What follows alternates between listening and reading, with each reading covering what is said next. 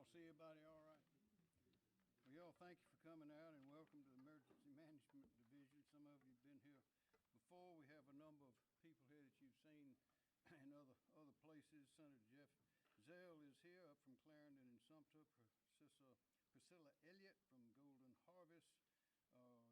Georgia Miartin from the Central Community Foundation. She's the president. Harvest Hope Food Bank, Aaron Rowe. Low Country Food Bank, President and CEO Nick Osborne, and I missed somebody in there. Also Tony Catone, Department of Social Services, Leon Lott, the State Guard Commander, also the Sheriff of Richland County, as all of you know. We're here to address the needs of the people of our state and their safety during this time of trial, when the food for a lot of people has been cut off by the dysfunction in Washington. We wish they could pass that resolution to just keep spending money like they have been for these kind of things, and debating other questions at other times, but they've chosen so far not to do that. So that means that for these types of things, we are once again left to ourselves, which we are prepared to meet, and it's a good thing. As y'all know from many times we've been at this podium in this building during emergencies, some terrible emergencies threatening death as well as destruction, South Carolina always pulls together. We've got a great team.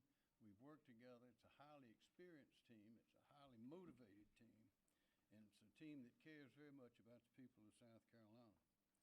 The one fund is administered by the General Carolina Community Foundation, located in Columbia. The fund was established, you'll remember, in 2015 following Hurricane Joaquin, when Governor Haley set it up and asked the South Carolina,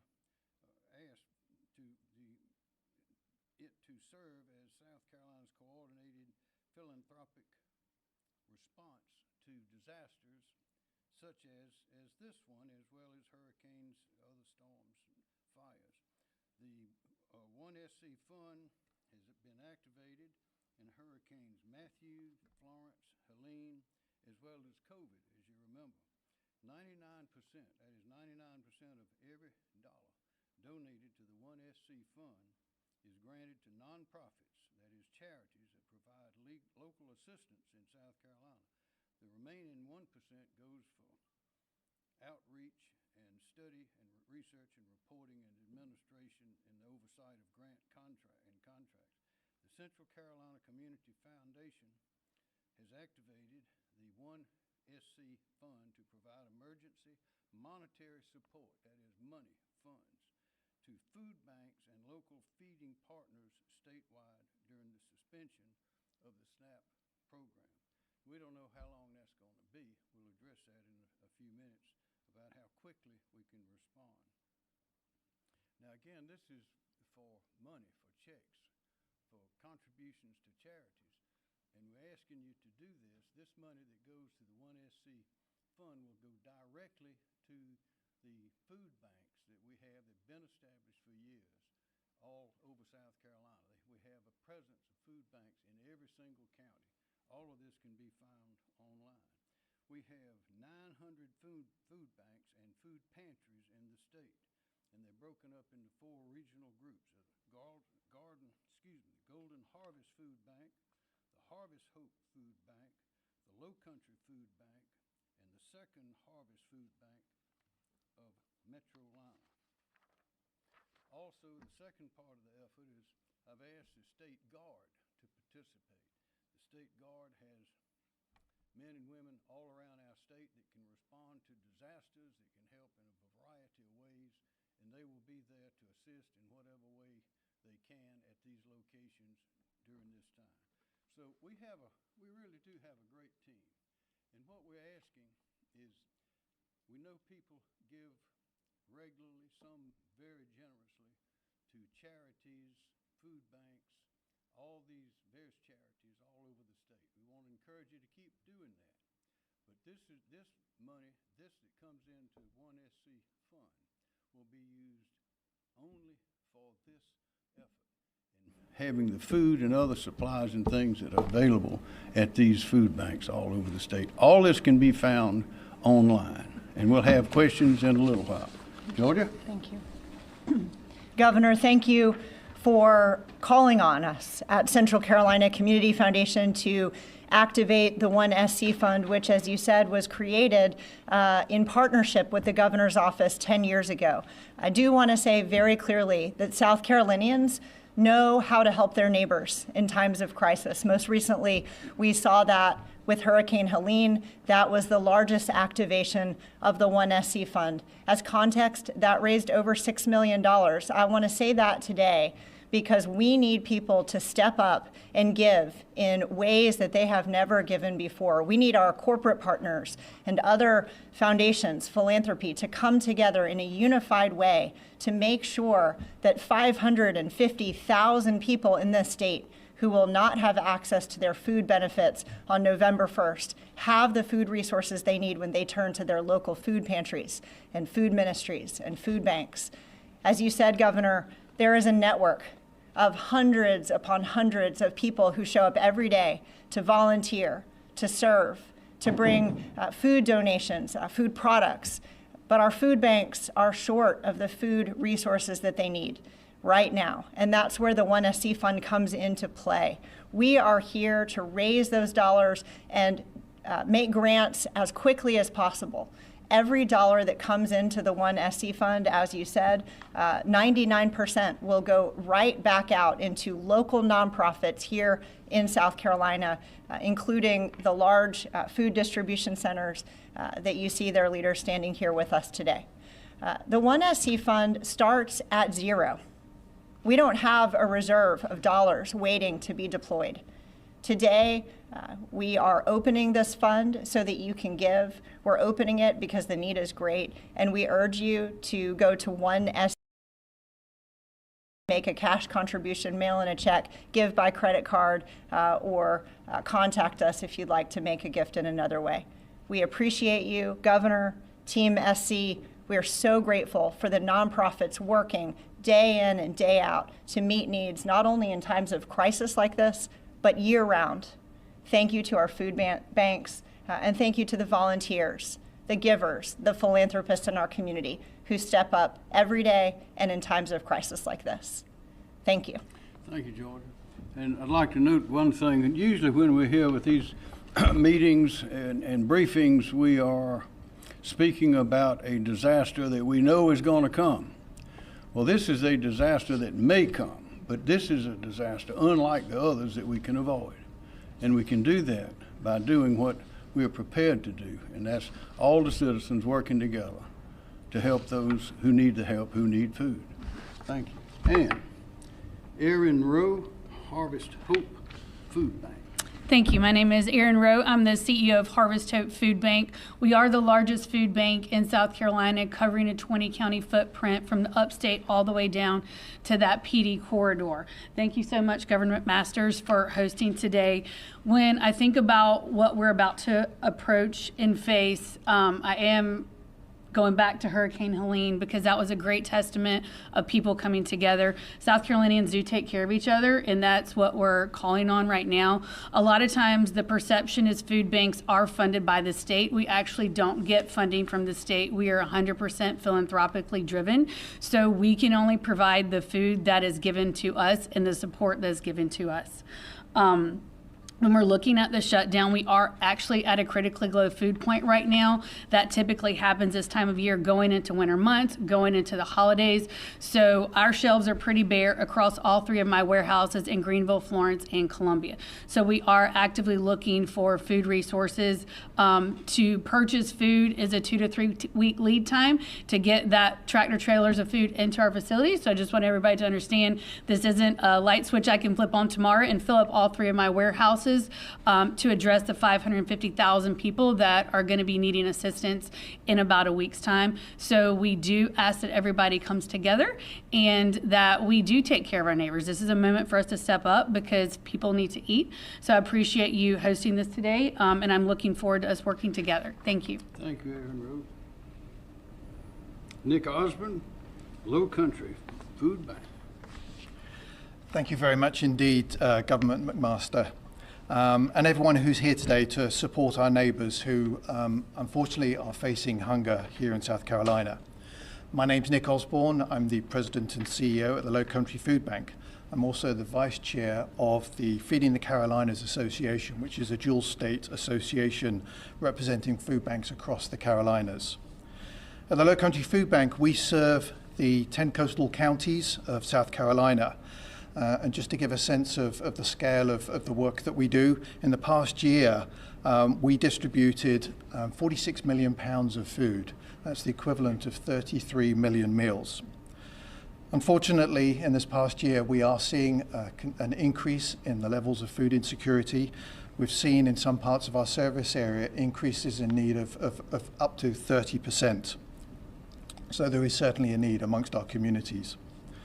1 in 7 people in South Carolina, and that includes 1 in 5 children, live in food insecure households. Those most at risk of experiencing hunger are, unfortunately, our children, older adults, veterans, and people with disabilities. And as Aaron has shared, that need continues to rise. With the backdrop of the highest food insecurity rates in nearly a decade, the government shutdown is creating hardship and uncertainty for tens of thousands of federal employees, active duty military members, and people who work for federal contractors in South Carolinas. Many hardworking people across our state are just one paycheck away from the support that they need, and therefore are turning to food banks for that support. Food banks, and of course our incredibly large network of dedicated partner agencies, have shown time and time again that we have the capacity to respond. And this is another example of a time when we will also respond. And obviously, when that funding is available, we will be activating and responding. Private support is vital to our mission, and we're incredibly grateful for it. However, we can't replace the sheer volume of nutrition assistance that federal programs like SNAP provide our neighbours who are experiencing hunger. And as we've heard already, SNAP is providing nearly 550,000 people in South Carolina with the food that they need to get by each month. 48% of South Carolinian households receiving SNAP have children. Even with robust support, food banks can provide only a fraction of the nutritional assistance that feeding programs like SNAP provide. For every meal that a food bank provides the neighbours experiencing hunger, SNAP provides up to 9. As the need rises, South Carolina food banks will continue to show up for their communities. We will continue to work together, and we will continue to meet the need amongst our communities. So we're looking forward to working with everyone in partnership with the lawmakers, our business community, our faith community, and individuals to ensure that everyone in South Carolina continues to have the food that they need on the tables each and every day. Thank you very much. Thank you, Rick Osborne. Tony Catone, Department of Social Services. Thank you, Governor. Hello, everyone. I'm here to tell you just a little bit about the reason for this need. The Supplemental Nutrition Assistance Program, called SNAP, is the federally funded program that provides low-income households with nutrition assistance by increasing the household's food purchasing power for groceries. Benefits are paid monthly. The funds flow directly from the federal government to a third-party vendor which processes the benefits. The state agency is responsible for determining eligibility of applicants but does not administer the funds directly. This means that DSS and the state of South Carolina do not have direct access to the funds. As many know already, the federal agency that governs SNAP, the USDA, has suspended November 2025 SNAP benefit allotments until further notice. And more recently, the USDA notified states that they cannot cover the cost of these benefits and be reimbursed later by the federal government, that's not allowed. For the month of September 2025, the SNAP program in South Carolina served 266,350 households. That represents 556,359 individuals, and the program provided $103,805,406 in federally funded benefits. That's per month. 71% of benefits recipients are children and seniors. We've been informed that food banks and food pantries from our community partners are already experiencing increasing demand, and I think that's a good sign that people are planning ahead. But the need here will be great, and that's why we're grateful for Governor McMaster calling this press conference and the activation of the One SC Fund by the Central Carolina Community Foundation. The people of South Carolina are a caring people who know how to love their neighbor. I've read that in some languages, the word or symbol for crisis is nearly identical to the word or symbol for opportunity. Our community has the opportunity here to stand in the gap for our neighbors and share with one another as we see needs. My prayer is that we will not let this opportunity to make a difference in the lives of others pass us by. And I believe in the spirit of unity among our people in South Carolina. That spirit can meet this need. Thank you, Governor. Thanks, sir. Tony Catone. Sheriff Lott, Leon Lott, Commander of the State Guard. Thank you. The governor has directed the State Guard to be part of this effort. This is a challenge, but when there's a challenge, we also have opportunities. And this is an opportunity for all of us to work together to take care of those in our state who need our help. You just heard that the majority of these people are kids and senior citizens. That's the two groups that we really need to always focus on. The State Guard is over 400 men and women who wear this uniform, who love this state, but also care for every citizen here. What we've been directed by the governor to do is assist in these operations. As these tractor trailers come into these different food banks, we'll have soldiers there ready and able to unload the trucks. But we also will be there as a show of force with our local law enforcement agencies to make sure that everything's done in a safe and orderly way. We don't want anybody to try to take advantage of this challenge that we've got, and we're going to make sure that those in uniform are there to take care of that. But this is an opportunity for South Carolina to stand tall. We've done it in the past, and we'll continue to do it. This is another opportunity for South Carolinians to take care of South Carolinians, and we can do it. Your State Guard is trained and ready for operations like this, and we're going to be out there in full force supporting the governor's efforts and everybody up here, and all those that are listening and watching, the volunteers and those who want to help. We're ready to help. We need your help. This is a time for all of us to stand together as one South Carolina. But your State Guard is trained and ready, and we'll be there to assist. Thank you. Thank you, Commander and Sheriff. Well, you see what we're facing, and again, I think this is a real opportunity, and the real good news in it is that if the Congress does not pass a authorization, then we are ready. We don't have to hurry and get ready. We stay ready. We stay ready for hurricanes. A lot of states don't have hurricanes. Of course, they don't have oceans, so they don't have the kind of networks that we have. And I think most states probably are not as deeply related to each other as we are in South Carolina. Everybody's got cousins everywhere and friends for lifetimes because we don't move much. If we're born here, we typically stay here. So those things give us a big advantage. But this is a time, as Rick Osmond said, that that they usually on regular days they give out maybe one meal for every 9 that the SNAP program would cover. Well, what that means is this is not a time to make a regular donation. This is not a time for regular help. This is time for something extraordinary. This is a time where if you gave $1 to the One SC Fund in an earlier time, of course, always give more. But if you gave, say to a charity, if you gave $1, this would be a time to give 10. So these food banks, they're in every single county, 46 counties. The State Guard is all over the state. We have a great network, but what we must have is volunteers and money. We have to have those two things in order to do the job.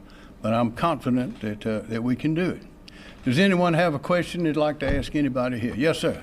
I have a question for you, Governor. Obviously, yesterday, Representative Hamilton Grant sent a letter to you about declaring a state of emergency. Do you plan on declaring a state of emergency due to these expiring SNAP benefits? No, even if I did declare a state of emergency, assuming that emergency exists, you have to meet certain criteria for that. This is certainly something that we're very worried about at this point. But that would only mean that there's no money, there's no pots of money that state of emergency declaration would open up. We don't have any for this. We don't have any for food. And the other alternative would be for the legislature to come back in. Well, since they are technically still in session, the way the sine die resolution works, I can't call them back in, and they would have to call themselves back in. But in that event, they'd have to appropriate money and for food, because there's nothing out there, even under an emergency declaration by me, that addresses food. So that's a long, tedious use, nothing. So the best thing we have, and we're lucky to have it, because we've been through real crises before, we can avoid this one. We can avert this one by doing what has been requested here of our people. Everybody knows some, and I want to say this. People, we saw it in Hurricane Helene when we had all the different agencies, including some of the federal agencies.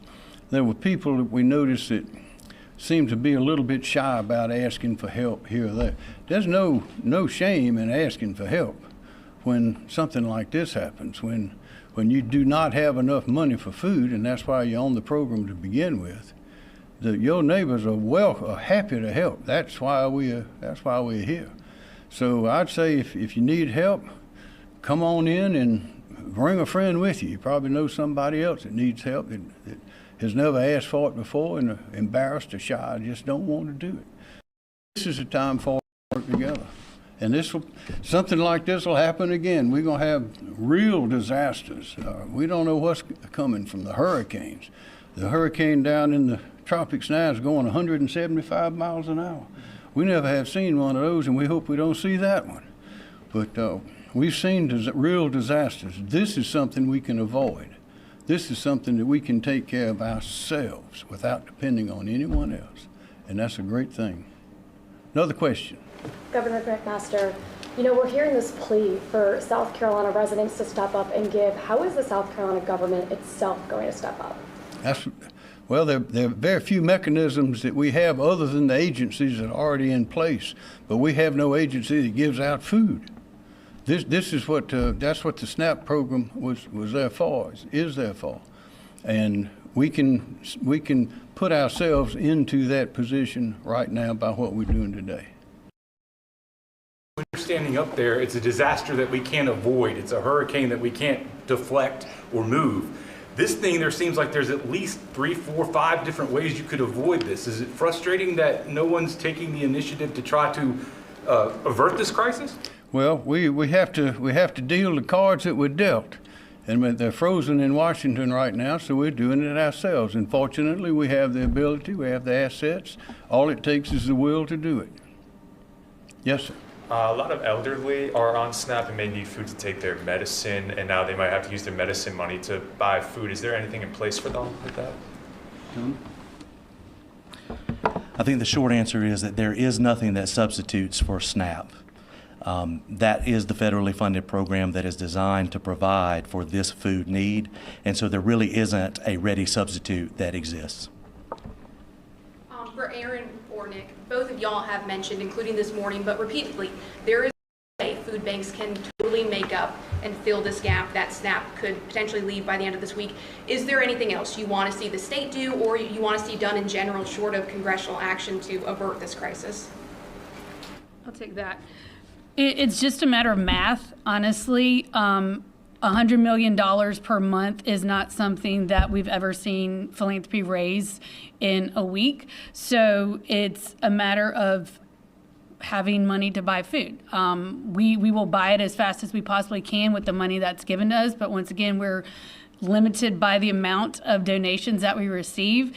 It is going to take a statewide effort that is bigger than a philanthropy effort to fill in this gap that SNAP is leaving right now because of the sheer volume. Like, it's just, we are not logistically made to address the sheer volume of need that's about to happen. Let me add this. There are a lot of ways without going through an official program or a charity, and that's just helping your neighbor. If you know somebody that needs help, go buy a basket of food and leave it on the front doorstep. Maybe put it up high so the dogs won't get it, but leave something for them. There are 1,000 ways that you can help without going through a program. But this is a program This one SC is specifically designed for this kind of thing and the network. It has been built up over the years. So this is a perfect way to do it. And we just ask everybody to think about it and be generous. More questions? Did somebody else have an answer? I got a broader logistics question. So I know that we mentioned that we have something like 900 food banks throughout the state, but the benefit of SNAP is that it follows the money where people tend to go. And I'm sure some of the food banks are probably concentrated in some areas versus others. Do we know areas that are particularly vulnerable, and any plans to address gaps there for people who can't get around? So I'll share that if you go to onescfund.org, there are resources linked, including a map of the 900 distribution sites. It's really important to note, exactly as you said, that there are high concentration areas, and then there are areas that are distant from where people are living and are in need. Part of the value of having this tremendous infrastructure of 4 large food banks that cover the state is that they can receive those food resources in. They have that supply chain in place. But then, you talked about the 2 weeks, the 3 weeks that it takes. Then those food resources have to get out to each of those individual pantries and food banks. Each of those are not open, all the time, right? Some are volunteer efforts that happen out of faith ministries. So, Governor, I appreciated what you said. Show up. If that means bringing food from your local grocery store to your church, your faith institution, your community center, where there are little children, where there are people in need, where service is happening, do that, right? If you want to give to a statewide coordinated philanthropic response, give to the One SC Fund. How specifically is the money going to go to the banks? Do they have to, apply for grants or? Yes, thank you for asking. We always are very transparent about the way that we grant philanthropic and privately contributed dollars out. We run a grants process available on our website now, with the priority initially being to flow the dollars to these large food banks because they can get the dollars out quickly, while gap filling with smaller grants to those smaller localized food pantries and food ministries. Again, I want to reiterate that we start at zero. Every time there's an activation of the One SC Fund. We still have dollars that were contributed from Hurricane Helene for that activation, and those dollars need to be restricted for that purpose because there are communities still rebuilding from Hurricane Helene. There's a reason why we held back some of those for long-term rebuilding, which is why we need new dollars to meet this new and urgent food crisis. More questions? Yes. Do you plan on calling legislators back to help? I already addressed that. I have no ability to do that because of the way they adjourned. Other comments? Anyone? Senator Zell? I have a question for you. Question? Just to clear up some confusion. I understand the USDA has said there is no way for states to fund the SNAP and then get it reimbursed. But what is stopping the state from tapping into its very hearty and healthy reserves and funding it, period? Is it a legal question? There's no legal mechanism? Is it because it's such a big dollar amount that won't get reimbursed? It would have to be, it'd have to be an appropriation. We can't spend money without appropriating. Sure, but can the General Assembly, if they were to get called back in? Yeah, we just answered that question. No, I'm asking if the General Assembly calls itself back into session, can it appropriate the money, or is there no way for that to happen? No, they could appropriate the money from some source. They, of course, would have to be called back into session by themselves, and then they'd have to agree that that's what they want to do. But that's something that would take some time and some debate. There's no debate over this. We're ready for this. We're ready to go. We're wide open, and all we need is people to step forward. Any other comments? Senator? Yes, sir. Tony? No, sir. Thank you, Governor. I don't have much to add what's already been stated so far. First, I want to thank Governor McMaster and his office, Director Catone, General Lott, the Big Four, and everybody else. Thank you. And I say that from my heart because hunger's personal to me. Just a bit of a anecdote. You don't really know what hunger does to a family or to dignity until you've experienced it.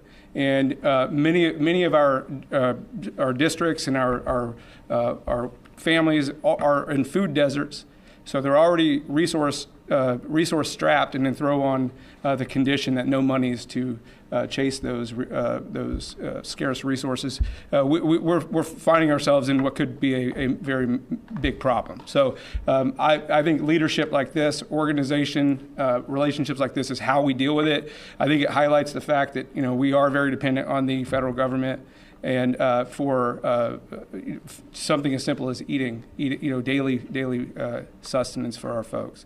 I think we can do better in South Carolina, and that's what I see this as, the opportunity to do better. So thank you all so much. Thank you, Governor. Appreciate it. God bless South Carolina. Thank you very much.